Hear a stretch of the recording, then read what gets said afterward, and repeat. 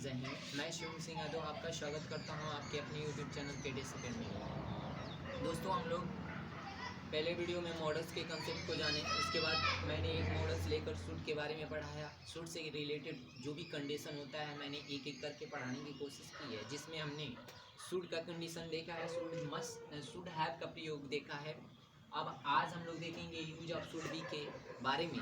तो सबसे पहले जानेंगे कि यूज ऑफ शुड बी यानी शुड बी का प्रयोग कहाँ हम कर सकते हैं। तो सबसे पहले जाने की पहचान इसका क्या हो सकता है। यदि किसी वाक्य में चाहिए का प्रयोग हो और चाहिए से पहले होना, चाहिए से पहले होना और होना से पहले कोई विशेषण शब्द का प्रयोग हो, होना शब्द से पहले कोई विशेषण शब्द का प्रयोग हो। पुनः सुनेंगे, यदि किसी वाक्य में चाहिए का प्रयोग हो और चाहिए से पहले होना और होना से पहले किसी विशेषण शब्द का प्रयोग हो, तो उस दशा में हम प्रत्येक कर्ताओं के साथ शुड बी का प्रयोग करते हैं। और उसके बाद इसके बाद जो एडजेक्टिव आएगा उसको लिखते हैं।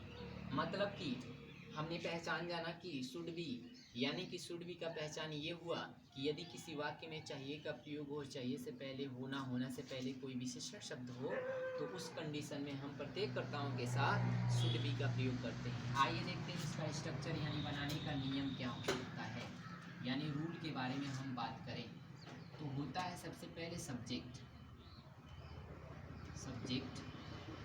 उसके बाद शुड बी प्लस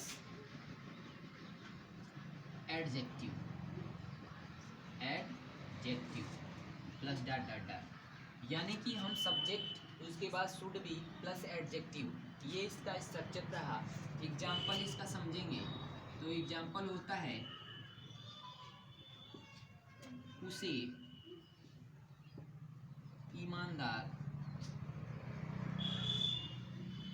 होना चाहिए, उसे ईमानदार होना चाहिए। तो बनाएंगे कैसे, एक बार पुनः परिभाषा देखेंगे एग्जाम्पल के माध्यम से। मैंने कहा था यदि किसी वाक्य में, तो ये वाक्य दिया है, चाहिए का प्रयोग हो, चाहिए से पहले होना और होना से पहले कोई विशेषण यानी कि विशेषण शब्द एडजेक्टिव शब्द दिखे, तो इस कंडीशन में इस स्ट्रक्चर का प्रयोग करेंगे और हम शुड बी का यूज देखेंगे। तो हम जानते हैं कि सबसे पहले सब्जेक्ट यानी उसे ही शुड बी, मॉडल्स आएगा क्या, शुड बी, ठीक। इसके बाद एडजेक्टिव, तो ईमानदार होना ये किसी की विशेषता को बता रहा है, इसलिए ये एडजेक्टिव शब्द है। तो कह रहा है कि उसे ईमानदार होना चाहिए, यानी उसकी विशेषता क्या बता रहा है कि उसे क्या होना चाहिए, ईमानदार होना चाहिए। तो अब इस शुड बी के बाद एडजेक्टिव का प्रयोग हो, यानी कि ईमानदार, ईमानदार का यानी ऑनेस्ट, ठीक है। ही शुड बी ऑनेस्ट, उसे ईमानदार होना चाहिए। अगर मैं कहूँ कि आप लोगों को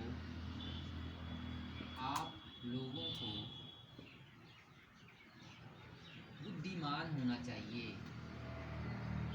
बुद्धिमान होना चाहिए,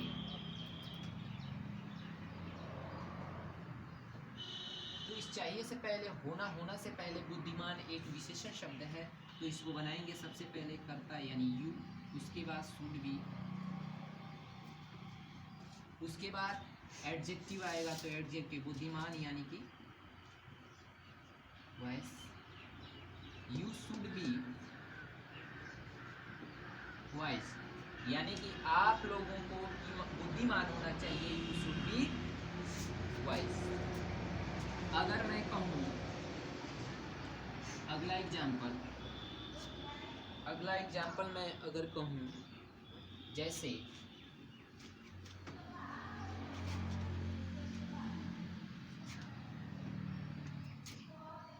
उसे बेईमान नहीं होना चाहिए,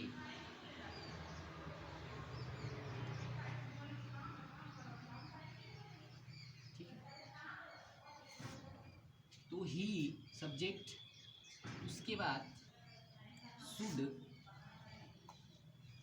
अब नेगेटिव शब्द आया है तो नॉट शुड बी के बीच में आएगा, तो नॉट बी बेईमान होना का होता है dishonest. You should not be dishonest, उसे बेईमान नहीं होना चाहिए। तो इस तरह हमने जाना कि शुड बी का प्रयोग कहाँ करेंगे, स्ट्रक्चर भी हमने देखा, उसके बाद एग्जाम्पल भी सीखा, उसे बेईमान नहीं होना चाहिए, तो he should not be dishonest, उसे ईमानदार होना चाहिए। ही शुड बी ऑनेस्ट, आप लोगों को बुद्धिमान होना चाहिए। You should be wise, and अगर मैं और एग्जाम्पल दूं तो मैं बोलूं उन लोगों को चालाक होना चाहिए। दे शुड बी क्लेवर, हम लोगों को मोटा होना चाहिए। वी शुड बी फैट, आप लोगों को लंबा होना चाहिए। You should be toll. इस तरह एक एग्जाम्पल अगर हम बढ़िया से समझ जाएं तो 1000 एग्जाम्पल्स इसमें हम किसी को दे सकते हैं, बता सकते हैं। तो इस तरह हमने जाना शुड बी का प्रयोग, स्ट्रक्चर और एग्जाम्पल। तो दोस्तों ये वीडियो आपको अच्छा लगे तो प्लीज़ इस चीज़ को लाइक करें और अपने दोस्तों मित्रों के बीच शेयर करें, ताकि हमें आप लोगों का मदद मिल सके। तो इस तरह हमने शुड हैव और शुड बी का प्रयोग देख लिया। अब शुड से और क्या कंडीशन होता है हम अगले वीडियो में पढ़ेंगे। तो इस तरह क्रम वाइज आप लोग पढ़ते रहिए, नोट करते रहिए, आप लोगों को शुड के बारे में अच्छी जानकारी मिलेगी यहाँ से। तो हम उम्मीद करते हैं कि आप लोगों को ये वीडियो अच्छा लगा हो। तो पुनः हम कहेंगे कि प्लीज़ वीडियो को लाइक करें, ज़्यादा से ज़्यादा अपने दोस्तों के बीच शेयर करें।